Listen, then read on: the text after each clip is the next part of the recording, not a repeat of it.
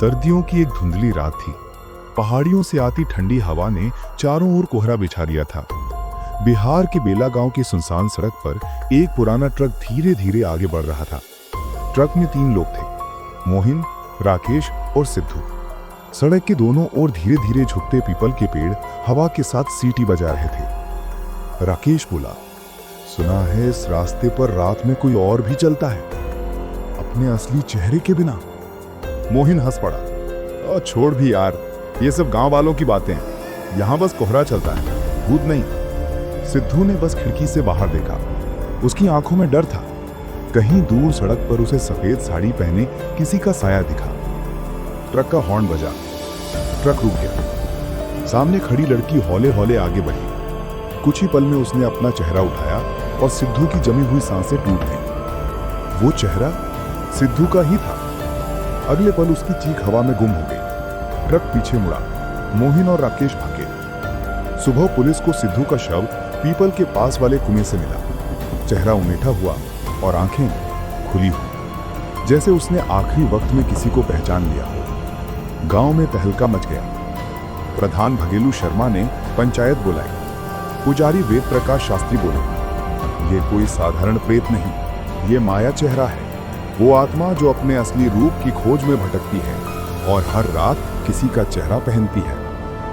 गांव के लोग पीपल के नीचे पूजा करने एकत्र हुए। मिट्टी का घड़ा, तेल के दीपक और मंत्रों की गूंज से वातावरण कांपने लगा।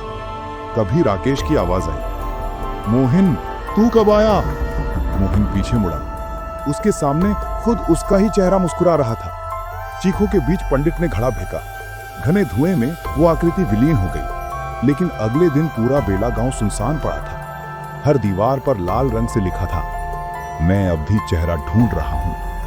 कुएं से किसी के हंसने की गूंज आती रही। 4 दिन बाद पटना की एक न्यूज एजेंसी में काम करने वाली रिया मोहित को एक कॉल आया। लाइन के उस पार एक कांपती आवाज बोली, आपके भाई का ट्रक बेला गांव के पास मिला है, पर वो खुद कहीं नहीं दिखे। रिया के हाथ से फोन छूट गया। मोहिन का नाम सुनते ही यादें तैर गई। वही हंसी मजाक करने वाला बड़ा भाई जो कहता था, रिया, डर को सच मत बनने देना। अगली सुबह वो रिपोर्टिंग किट लेकर बेला गांव पहुंच गई। गांव में जैसे किसी ने आवाज बंद कर दी थी। बच्चों की हंसी गायब और औरतें खिड़कियों से झांकती। रिया ने प्रधान भगेलू शर्मा से पूछा, मेरे भाई का कुछ पता चला? वो धीमी आवाज में बोला, बिटिया, वो कुएं वाला रास्ता अब कोई उधर नहीं जाता। कुएं के पास पहुंचते ही रिया को सर्दी चुभने लगी। हवा में एक अजीब सी गंध थी, पुराने लोहे और राख की। कुएं के किनारे के पत्थरों पर उसने अपने भाई के नाम के शुरुआती अक्षर देखे, MK। उसी पल उसके पीछे कदमों की आहट गूंजी। कौन है? कोई जवाब नहीं, बस हल्की सी हंसी, बिल्कुल मोहिन की आवाज में। रिया की सांसें तेज चलने लगी। उसने कैमरा ऑन किया। स्क्रीन में धुंध के बीच कोई आकृति नजर आई, सफेद साड़ी में, चेहरा धुंधला। वो धीरे धीरे पास आ रही थी। रिया ने कहा, तुम कौन हो? हवा में वही फुसफुसाहट गूंजी, मैं वही जो तुम्हारे अंदर भी है। अगले पल कैमरा बंद हो गया। फुटेज में सिर्फ रिया की आवाज थी, नहीं, ये मुमकिन नहीं, वो मेरा चेहरा था। अब गांव में चर्चा थी, बेला गांव का छलावा फिर जाग गया है। लेकिन इस बार वो चेहरा किसी और की नहीं, बल्कि रिया की कहानी से जुड़ा था। अब वो खुद एक छाया बन चुकी थी। अपने भाई को खोजने निकली थी, पर अब गांव उसे खोज रहा था। रिया ने गांव लौटने के बाद कैमरे की फुटेज को ध्यान से देखा। वीडियो के धुंधले हिस्से में उसे कुछ चमकता दिखाई दिया, एक आंख जो बिल्कुल उसकी ही थी। दिन ढलने के साथ उसका डर जिज्ञासा में बदलने लगा। रात को रिया ने गांव के पुराने स्कूल की ओर जाने का फैसला किया। वहां दीवारों पर खून से चेहरा 2 लिखा था।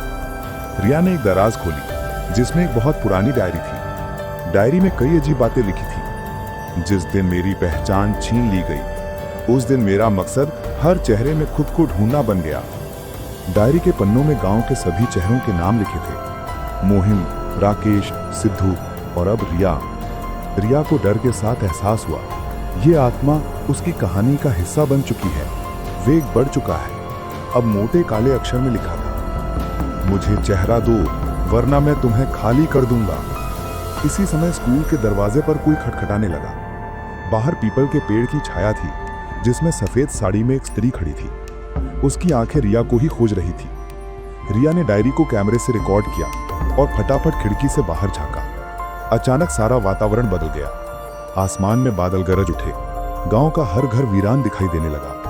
रात भर रिया स्कूल के कमरे में छुपी रही। उसकी आंखें नींद को तरस रही थी। सुबह होते ही रिया ने अपने आप को आईने में देखा। ऐसा लगा जैसे चेहरा धीरे धीरे धुंधला होता जा रहा है। अब रिया को एहसास हो गया, वो चेहरे का खेल नहीं, आत्मा का अधूरापन है। इस रहस्य का हल वो इस हाल ही में गांव आए साधु बाबा से जानना चाहती थी। गांव की उत्तर दिशा में पुराने पीपल के नीचे एक साधु बाबा ने डेरा जमा रखा था। लोगों में अफवाह थी कि बाबा असाधारण शक्तियों के ज्ञाता हैं। सुबह सुबह रिया साहस जुटाकर उनके पास पहुंचे। बाबा की आंखें बंद थीं, पर उनके कदम सुनकर वे धीरे से बोले, आ गई वो लड़की जो अपना और अपनों का चेहरा तलाश रही है। रिया संकोच छोड़कर बोली, बाबा ये चेहरों का जंगल क्या है? मेरा भाई कहाँ है? क्या मुझे भी वो छाया अपनी शिकार बना लेगी? साधु बाबा ने एक पुराना तावीज थमा दिया। यहाँ पीपल की छाया में जो हुंकार है, उसमें कई अधूरी आत्माएं भटकती हैं। जो डरता है उसी का चेहरा ये छाया ले जाती है। चेहरा पहचान से नहीं, आत्मा से बचता है। अपने भय को मिटाने वाली पहचान ही इस जंगल से बाहर जाती है। और बेटे, कभी किसी परछाई की आंखों में झांकना मत, क्योंकि जो भीतर से टूटा है वो चेहरा बाहर से भी खो देता है। इतना कहकर साधु बाबा उठे, पत्तों की सरसराहट के साथ अदृश्य हो गए। रिया की मुट्ठी में तावीज और आवाजों की गूंज थी। चेहरा तो खोया, पर खुद को अभी नहीं। शाम को रिया गांव के उजड़े घरों की गलियों में घूमने लगी, अपनी पहचान और साहस की तलाश में। तभी सामने उसी सफेद साड़ी वाली छाया ने रास्ता रोक लिया। इस बार उसकी आंखों में आंसू थे। छाया फुसफुसाई, तुम डरती हो, इसीलिए मेरा चेहरा अधूरा है।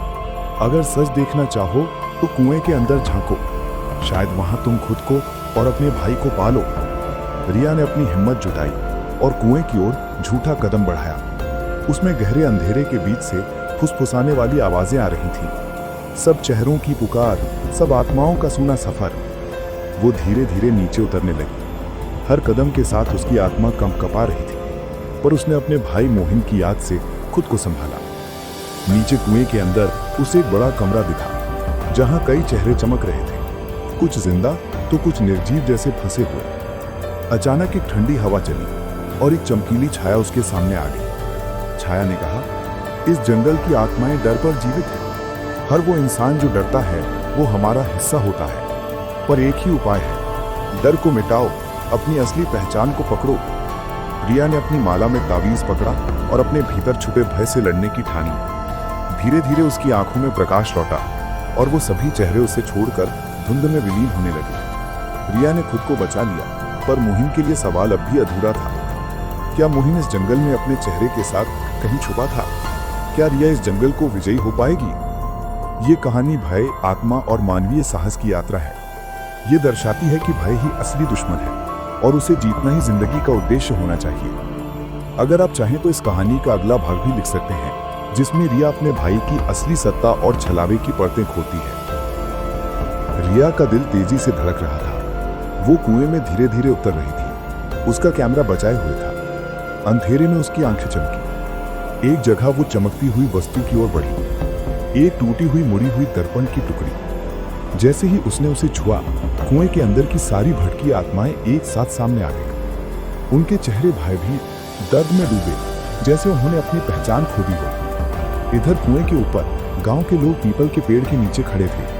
पंडित शास्त्री मंत्र पढ़ रहे थे। रिया ने नीचे से धीरे धीरे आवाज दी, मेरा भाई मुझसे लड़ रहा है, लेकिन मैं हार नहीं मानूंगी। उसकी आवाज में जोश था, विश्वास था। अचानक कुएं के गर्भ से एक तेज रोशनी निकली। रिया ने उस रोशनी को गले लगाया। छायाएं पिघलने लगी और मोहन की आवाज सुनाई दी, रिया मुझे छोड़ दो, मैं यहां से निकलना चाहता हूं। रिया ने तावीज जोर से पकड़ा और बोली, हम सबको अपनी पहचान से लड़ना होगा, तभी हम आजाद होंगे। धीरे धीरे सारे चेहरे मुक्त हो गए। आत्माएं स्वच्छंद हुई। मोहिन का चेहरा साफ हुआ और वो रिया के हाथ में हाथ देते हुए वो उदास आंखों से पहाड़ों की ओर चला गया। गांव में जीवन लौट आया और जंगल की डरावनी कहानियां धीरे धीरे इतिहास बन गईं।